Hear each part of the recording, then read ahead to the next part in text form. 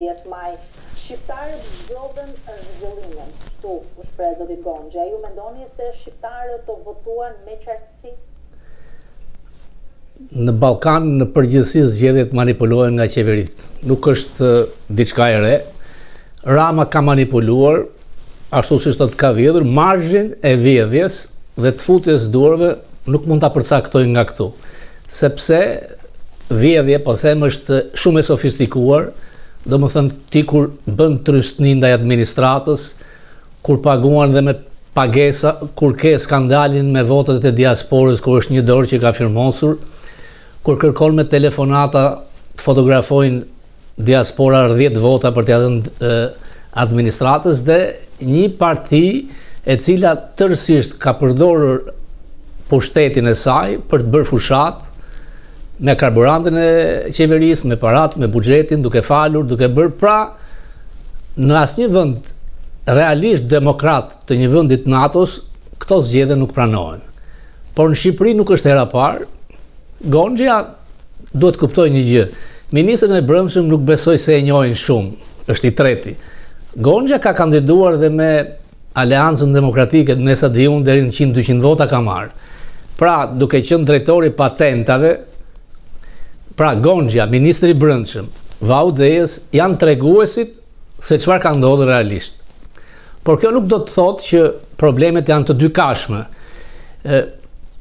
Ka kaluar koha që ne të kemi komisioner dhe numërues partijak. Në qoftë se duam të zgjedhim një sistem ku votat ketë vlerë, kjo duhet ndryshojë.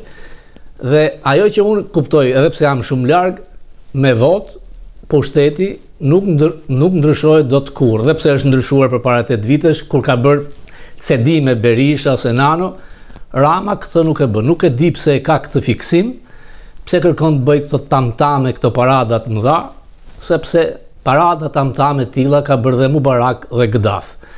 Autokratët dhe diktatorët e mbajnë gjatë pushtetin. Gurevski e mbajti 4 mandate, dihet se ku është. Shqipëria ka nevojë për një elitë të re, si majtas edhe djathtas. Mendimi im.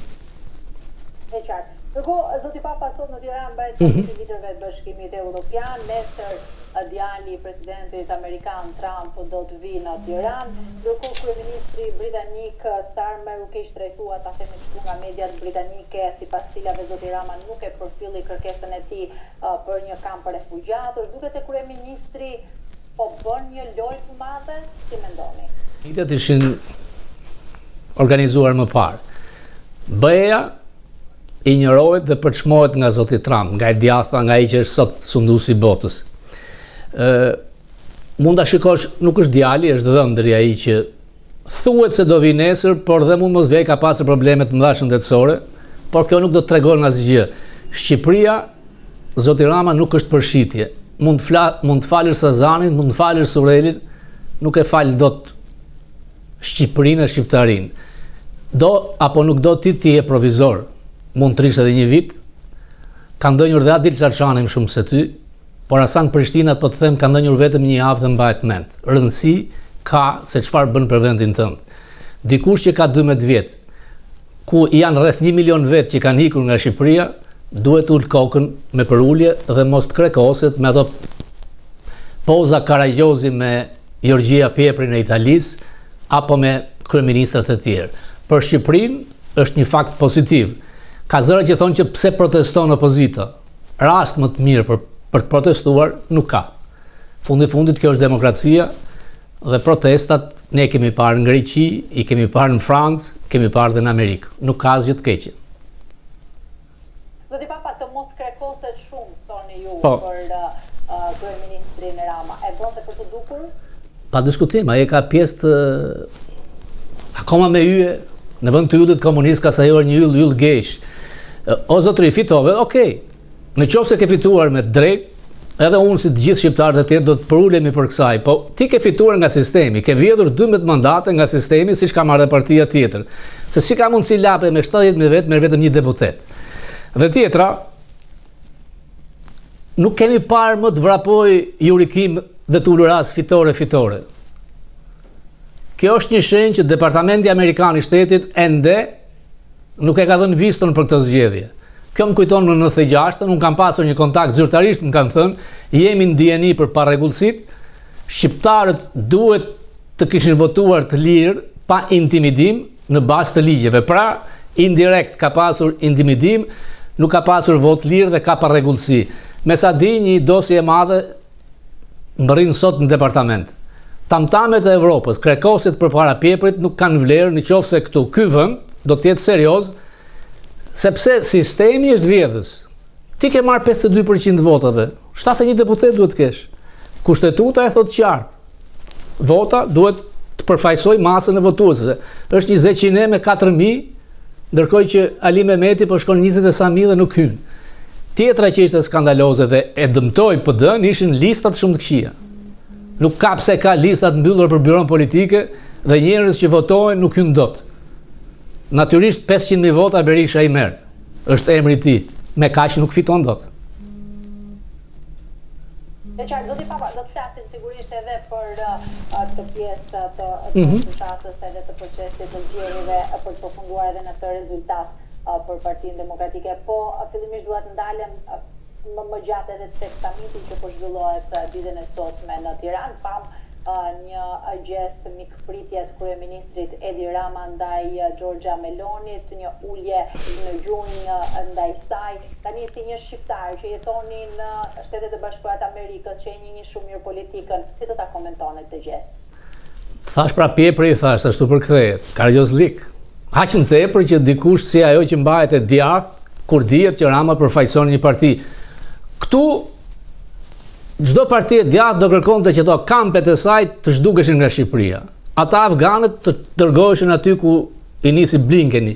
Iranianët që u morën për kapital politik të dalin për këto janë forcat e djathta, kështu duhet dalin, tradita, familja, të cilat e majta nuk i ka dhe nuk i ka pasur. Kjo dashuri, kjo lloj sjellje nuk është që na nderon. Ramos i kujtoi se kur u bë inaugurimi për urimi katedrales në Paris, e pa vetë se si e ignoruan, ose në Munich, ku donte të hynte në takime J.D. Vance. Nuk është kjo sjellja e një kryeministri serios. Nuk ka pse. Ai unë e kuptoj është në eufori, por deep down e ndjen që 83 mandate janë më shumë se ç'duhet dhe kjo do ta mbaj peng, sepse problemi është se çfarë i afron Shqipërisë, aq më tepër që BE-ja ka shumë probleme. Dhe ndaj nesh sjellja nuk është thjesht që ne do hyjmë BE prej Ramës. Gjithkush që do të ishte kryeminist, nëse BE-ja vendos të na pranojë, ne do të hyjmë, siç ka hyrë Rumania, siç ka hyrë Bullgaria shumë herë përpara nesh. Por është partia e Ramës që e ndaloi këtë në 97-ën. Shqipëria do kishte hyrë më shpejt në NATO, Shqipëria do të kishte hyrë më shpesh në BE dhe ne do kishim shpëtuar mbase Rama do të shfaqej kurrë në politik, sepse Nano vajte e mori ashtu siç ka thënë ai rrugëve të Parisit. Megjithatë, ashtu si nuk vdes PD-ja, ashtu nuk vdes dhe aspirata e shqiptarëve për të pasur përfaqësim real. Ky përfaqësim nuk është real. Nuk është thjesht mendimi im, gjithkush që ka bërë 4 klasë matematik e kupton. Dhe ato që e shkatrojnë këtë proces zgjedhor janë lapaj, shehaj, partitë e vogla dhe ajo që ndodhi në Valën e Dejës. Zoti Papa, Berisha ka marrë 526.000 vota për të ndalur tani më edhe tek procesi i zgjedhjeve, po ashtuese edhe në vitin 2021. Në atë kohë tha se ai është zëri i 500.000 opozitarëve dhe sot është, por si duhet të bëhet që ky zë opozitar të vinë në pushtet? Rama ka marrë më pak vota se para 4 vitesh, por ka 12 mandate më shumë. Këtu është me këtë sistem, partia e dytë nuk vjen kurrë në pushtet. Por faji është të dyve se kjo ka ndodhur në 2008-ën. Duhet ndryshoj kodin zgjedhor. 500.000 vota nuk janë pak, por nuk të sjellin fitues. Rama është 800.000 në mos gaboj, por këto partitë e vogla duhet shkojnë rreth 150.000 vota që shkojnë në dëm. Unë kisha menduar që Rama nuk shkonte 70, nëse do të zbatoj realisht vota në bazë siç e kërkon kushtetuta. Por ti përmes formulës merr 12 mandate që nuk janë tuat, edhe PD-ja ka marrë 3. Pra në një hearing që mund të organizohet në Kongres me partitë e vogla, çdo kongresmen habitet se si dikush me 60.000, 70.000 vota nuk merr vetëm një mandat dhe me 4.000 dhe 4.500 ka marrë nga 10-15 mandate. Ka shumë zëra që unë dëgjoj dhe aty duhet largohet Berisha, duhet qëndroj. Këto mund t'i thotë dikush që është antar e kësaj partie, unë jam media e pavarur, kam mbështetur atë parti. Logjike është që partitë vendosin rregulla loje, si përpara, si mbrapa. Dikush duhet mbaj përgjegjësi. Unë, po të isha në vend zotit Berisha, të gjithë ata në listat e sigurta i kisha hequr. Të gjithë, sepse humën. Në ato zona që kanë fituar le të qëndrojnë. Dhe ata njerëz që kanë marrë shumë votë, sepse tani në çën si ka, kur ke 50 deputet, ke drejtues politik apo ke votuar, ti e humbës. Dhe duhet dinë që të përballen, sepse tani kemi të bëjmë me regjim. Duket që bandat kontribuojnë, po të shikosh emrat ndryshëm, duket që janë banda. Nuk mund të them që është 100%. Por ndikimi tyre ka qenë. Ideja që ka pasur flet me ngjyra të ndryshme, dhe ajo pastaj që qershia mbitorët është që kryetari i KQZ-s një ish ministër i Ramës. Dhe ministrat, pra, siç është Gonxha, siç ishte ministri i Brendshëm, marrin më shumë vota se të tjerët. Pse? Një logjikë thjesht, e di pse. Me këtë lloj politike Rama po kthehet në një mbret. Unë nuk e kuptoj dot, 12 vjet, të janë larguar 1 milion shqiptar.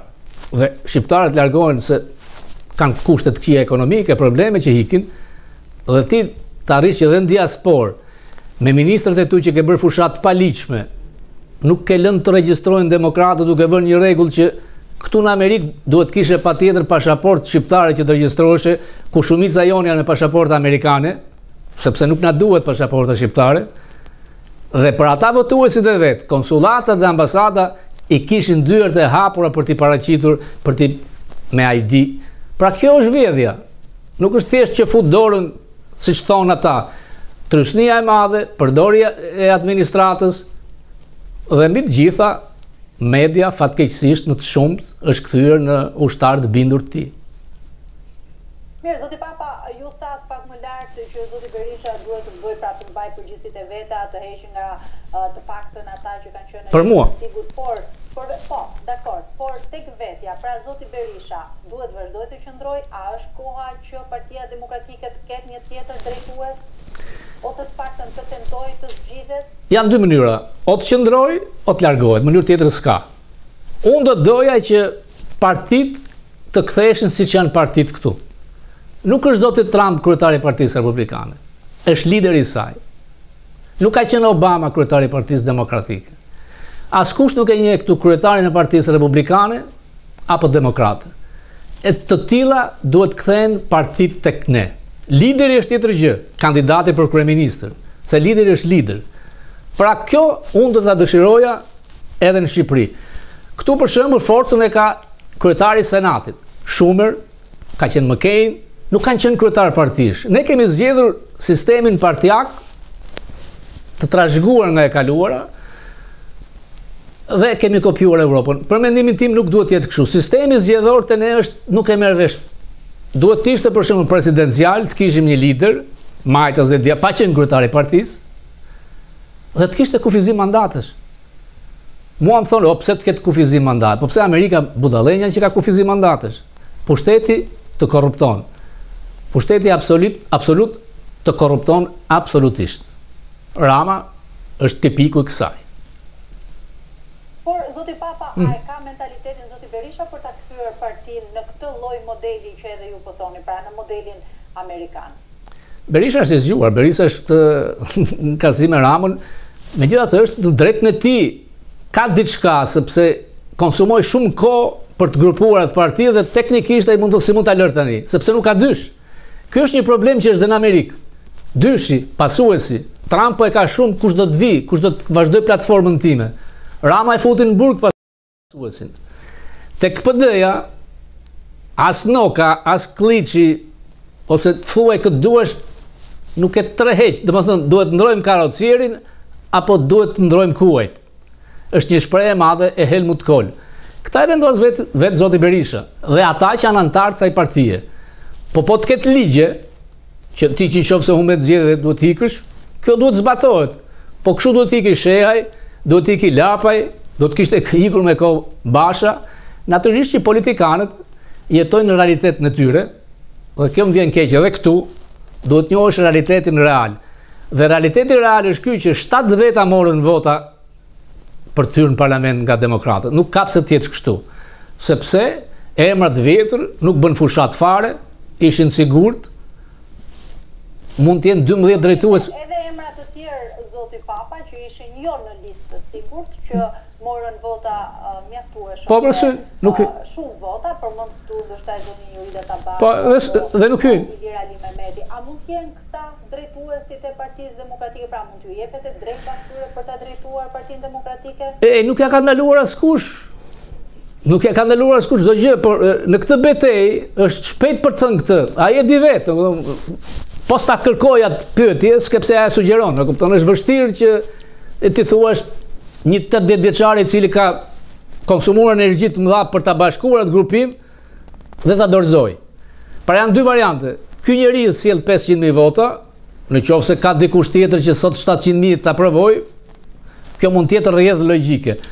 Por unë mendoj që Berisha do ta zgjidh vet. Berisha është i zgjuar, siç ndodhi herën e parë kur u largua. Por ai tani ndjen një përgjegjësi. Ndjen një përgjegjësi sepse kur u largua si gentleman. Mund të vithë Berisha zgjedhjet, siç i mori Rama këtë radhë. Por nuk ka logjik, duhet ketë një rotacion, jo rotacion për rotacion. Me Ramën, unë them që të gjithë vuajnë, sepse nuk ka bërë në një gjë për 12 vjetë, fasada ka. Nuk jam nihilist, për 12 vjetë duhet bëjnë gjëra, por në qoftë do të kishim një sistem tjetër, do të prodhonim më shumë. Sepse dihet që vendi vuan, por duhet ketë një opozitë, të gjithë vuajnë. Opozita është një opozitë. Vendi apo e humb vendi jon atë rrugën e demokracisë dhe të opozitës? Opozitat janë thjesht për të folur në parlament. Nuk ka rëndësi ke 6, 9, 50, e kemi parë. Nuk është forca e opozitave reale, siç opozita është një zë ndryshe. Dhe por ai kur i ka marrë të gjitha, nëse shkon 84, se me votën e diasporës, nëse japin ato të Greqisë, ky njeri mund të bëjë çdo gjë. Por do ta haj opozitës mund ta rrezojë pushtetin, pra mund të bëjë rotacionin. Mendimi im është që Rama nuk rrim shumë se një vit. Nuk rrim më shumë se? Një vit, do ta haj pesha vet. Çfarë mund ndodh pas një viti? Mund të kemi zgjedhje përsëri. Nëse do dali departamenti me një raport realisht, thuajse deri në mosnjohje, po të vijë në re që vota është devijuar, është tërmëruar, është vjedhur, dhe aq më shumë që mungesa investimeve, rritja e borxhit të madh. Këto paradat mëdha me Europën, me lojën do hyjmë BE, këto janë që nuk pinë ujë, sepse ka 12 vjet negociatat, 12 vjet thotë do hapet negociatat, mbyllen negociatat. BE-ja ka qasje politike, le të pyesi Erdogan se sillen ndaj tij. Dhe ajo që s'më pëlqen është kjo që krimi, bandat, oligarkët kontrollojnë më shumë se ç'duhet. Dhe shembujt ja u thash. Natyrisht që ai mund të vazhdojë ende, por kjo nuk është në të mirë të vendit. Se nëse vazhdojmë me këtë ritëm, sa do ngel Shqipëria? Njerëzit largohen. Brezëri nuk ka të ardhme. Kur shikon ballat ose edhe këtej nga krau tjetër, duhet të japësh një shans të hapet loja. Dhe këtu në diasporë ka me qindra, me mira, djem, me vajza, arkitekt, inxhinier, biznesmen, dhe aty tek ju në Shqipëri pengohen. Pse? Sepse ajo klasë mediokre prej 30 vitesh e ka kthyer në biznes parlamentin. Jo për të shërbyer. Aq më tepër që unë këtu e njoh kongresmenin ose kongreswoman time dhe shkoj ankohem dhe më zgjidh problem. Ku do shkosh në Shqipëri? Janë listë, askush nuk e di, lagjan 8 kush është, e vendosin a priori, nuk zgjidh asgjë. Pra kjo nuk është demokraci përfaqësuese, liberale, siç është këtu. Dhe ky është faji i gjithë klasës politike. E qartë. Zoti Papa, faleminderit që ishte në këtë komunikim të drejtë për drejtë. Kënaqësi.